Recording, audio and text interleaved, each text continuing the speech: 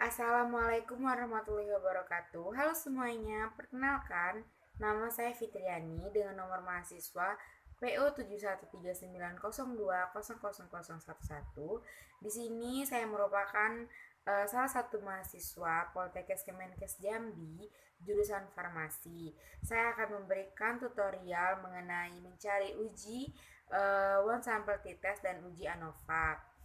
Sebelumnya, ada yang tahu nggak sih apa sih uji t-test itu? Uji t-test merupakan uji statistik yang digunakan untuk menguji signifikasi atau relevasi dalam satu atau dua kelompok. Ada dua uji yang akan dijelaskan. Yang pertama uji one sample t-test. One sample t-test digunakan untuk mengetahui penilaian konsumen atau faktor visual, bentuk maupun ukuran dan laba informasi pembelian. Kenapa one sample t-test digunakan? Karena untuk menguji apakah nilai tertentu berbeda dengan rata-rata dari sebuah sampel. Kemudian yang kedua, uji ANOVA. Uji ANOVA digunakan sebagai salah satu uji hipotesis yang digunakan pada statistik parametrik, di mana pengujian dilakukan pada interaksi dua faktor dengan membandingkan rata-rata dua sampel atau lebih. Nah, ini merupakan data dari kadar amoksisilin, di mana kita melakukan uji one sample t-test. Yang pertama itu uji normalitas. Yang pertama kita copy dulu data sampai 30. Kita buka SPSS ke data view, kita salin di situ.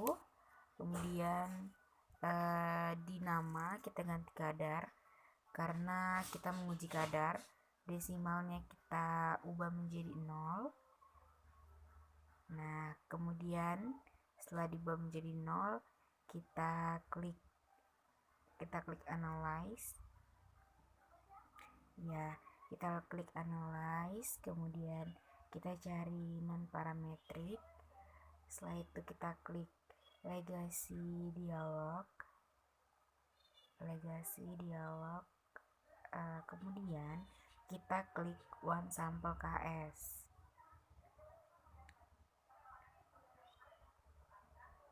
Oke, setelah kita klik one sample KS, kemudian kadar kita pindahkan ke kolom test variable list, kemudian kita klik OK.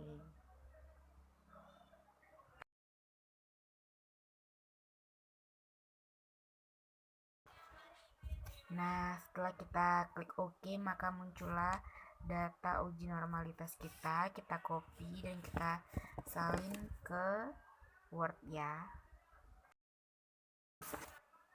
Nah, pada uji one sample t-test ini, yaitu uji normalitas, syaratnya tersebut terdistribusi normal apabila sinyal lebih besar dari 0,05, sedangkan data disebut tidak terdistribusi normal apabila nilai sinyal lebih kecil dari 0,05.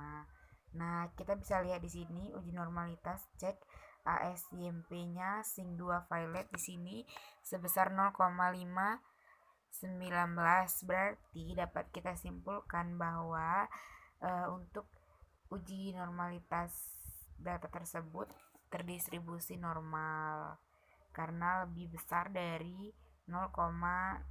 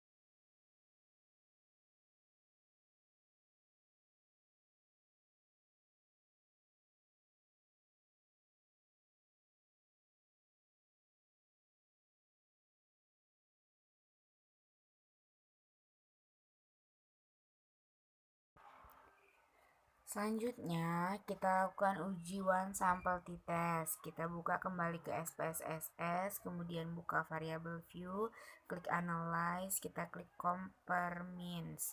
Kita klik one sample t-test, pindahkan kadar ke variable test, kemudian ubah value menjadi 10. Nah, karena kita jumlah titrasi kita 10 pada buret ya. Lalu kita klik OK. Kemudian ini merupakan data dari one sample t-test kita salin dan kita copy dan kita salin ke Word kita ya. Nah, teman-teman, bisa kita lihat pada tabel kedua, one sample t-test di kolom sync to toilet, hasil data merupakan 0,00 di bawah dari nilai signifikan dari syaratnya. Berarti ada perbedaan antara rata-rata hasil dengan nilai frekuensinya, atau dapat diartikan HO ditolak dan HA diterima. Jadi data ini berada di daerah penolakan.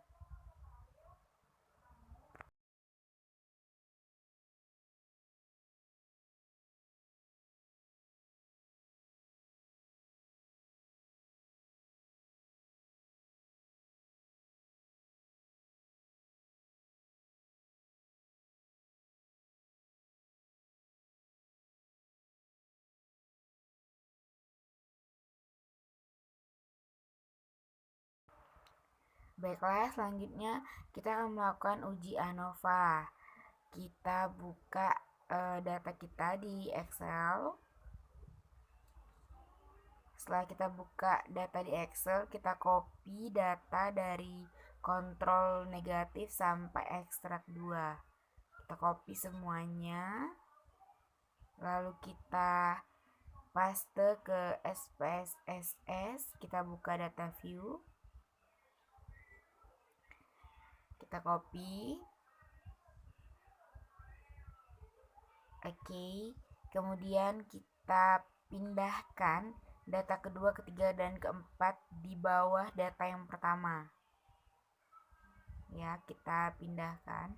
Setelah kita pindahkan, kita hapus data kedua, ketiga, dan keempatnya. Kemudian kita lakukan pemberian kategori.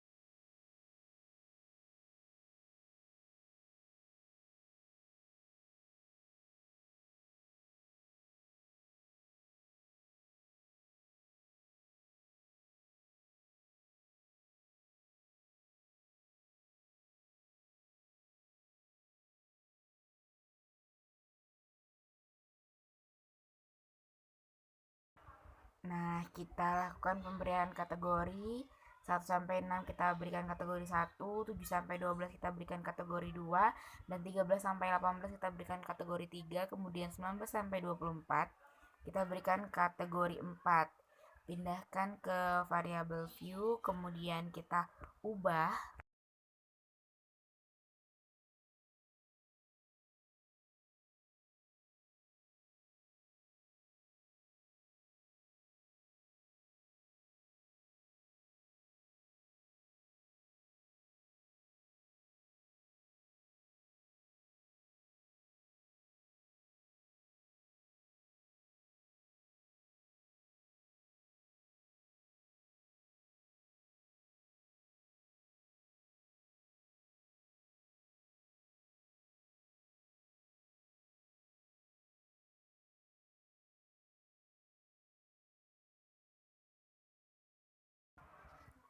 Nah, kemudian kita ubah namanya. Di yang pertama itu geliat dan yang kedua kelakuan.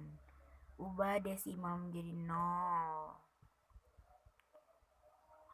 Setelah itu kita klik value, kemudian kita berikan yang pertama itu kontrol min pada label, kontrol negatif maksud saya, yang kedua kontrol positif, yang ketiga ekstrak 1, dan yang keempat ekstrak 2. Setelah diberikan pada kolom geliat, kemudian kita copy pindahkan pada kolom perlakuan ya teman-teman.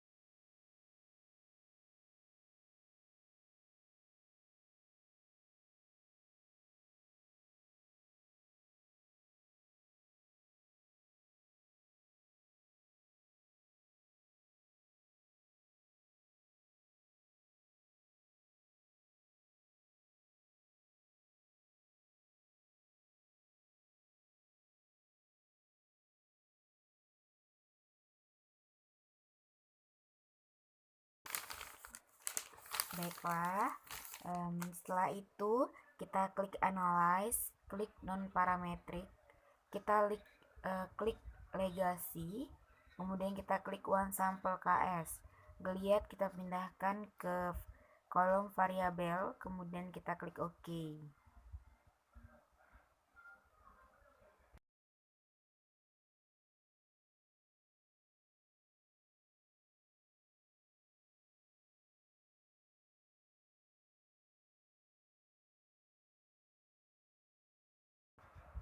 Nah, ini merupakan hasilnya. Kemudian kita klik lagi analyze, kita klik compare min, klik one way, kemudian geliat kita pindahkan ke kolom dependent list, perlakuan kita pindahkan ke faktor. Oke. Ya, one way, kemudian pindahkan. Lalu kita klik post hoc, kita contreng kolom Turkey ya, kemudian signifikansinya 0,05, kita klik continue lalu OK.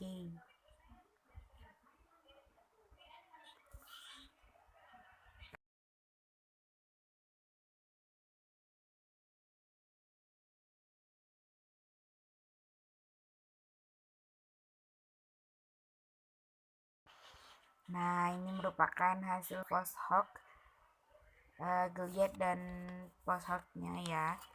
Jadi kita itu dulu, kita copy dan kita paste di Word kita. Jadi kalau di ANOVA itu teman-teman ada yang namanya uji post hoc. Uji ini akan menjadi kesimpulan dari uji ANOVA, sama seperti uji normalitas lainnya, atau ada perbedaan rata-rata dari nilai preferensi HO ditolak dan HA diterima. Nah, kita lihat pada uji post hoc kita akan berhasiat jika kontrol positif dengan ekstrak 2 itu kecil. Perbedaan kontrol positif dengan kontrol negatif dengan ekstrak 1 dan ekstrak 2 selisihnya cukup kecil. Jadi bisa kita katakan bahwa ekstrak 1 dan ekstrak 2 ekstraknya itu berkhasiat. Nah, kesimpulannya teman-teman, dari data yang kita punya dari tabel post hoc, kita mendapatkan bahwa ekstrak 1 dan ekstrak 2 kita akan dikatakan berkhasiat jika nominalnya lebih kecil dari kontrol ekstrak 1 dan ekstrak 2 itu sendiri. Inilah hasil yang kita dapatkan dari uji ANOVA dan uji one sample test kita. Mungkin hanya ini dapat saya sampaikan teman-teman. Sekiranya ada kesalahan ataupun hal yang berkenan di hati, saya mohon maaf. Saya akhiri. Wabillahi taufiq wal hidayah. Wassalamualaikum warahmatullahi wabarakatuh. Sampai jumpa di video tutorial selanjutnya. Bye bye.